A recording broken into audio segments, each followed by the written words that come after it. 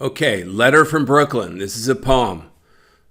Let's see, it's about 26 lines long. It's all, well, it looks like all one big stanza. I don't see any separation or formatting on the page. That's kind of unusual. Usually they're broken apart.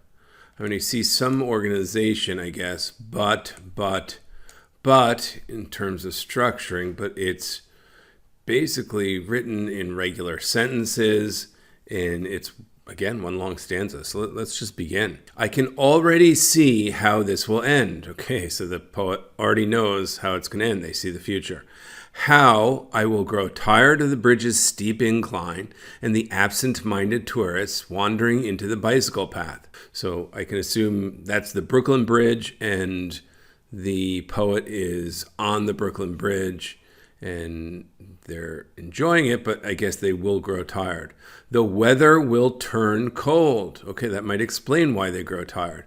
But, key transition here, contrasting, but that all happens later. For now, it is the early edge of fall. So it sounds like the author doesn't care that this is going to change in the future.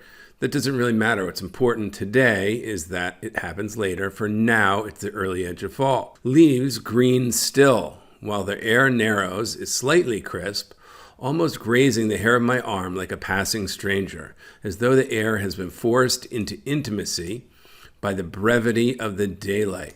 So what's going on? The author's enjoying the current moment at the edge of fall. The air is getting a little cool, and it's blowing with a positive way on their arm. It's like a brush with intimacy. So that suggests something close and positive. So it's being forced into that by the brevity of daylight, meaning, well, maybe the daylight's not going to last too much longer. And that's what we kind of see in the next lines. But when it starts darkening at 4, this closeness, that is, it looks like the closeness of the air and the early edge of fall, I know will be a felt distance. Kind of like that line, a felt distance. Well, it'll be no longer there. It's going to be gone, I suggest. But it's kind of your feeling, the way it's written, be a felt distance.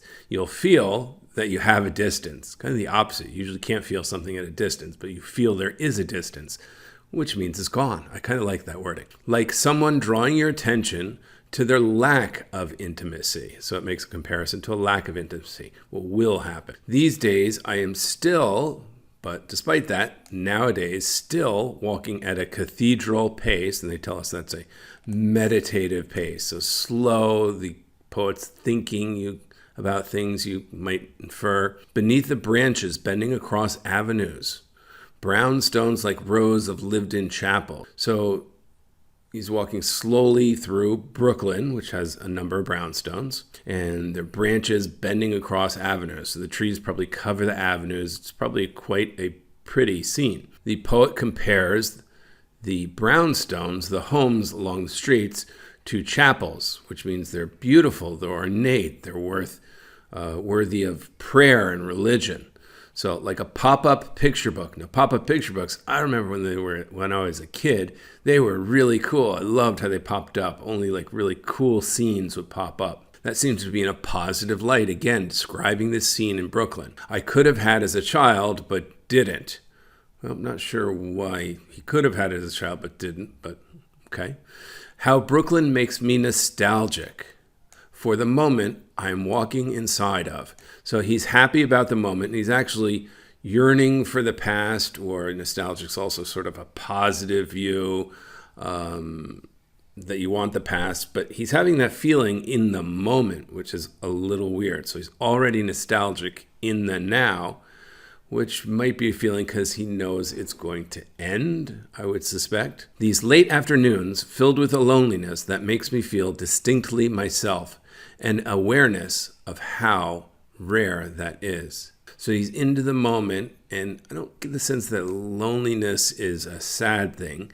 It's sort of, being comfortable in his own skin kind of idea, because he realized it's a rare thing, and everything leading up to that was idyllic. It was beautiful. It wasn't terrible or as though he missed something.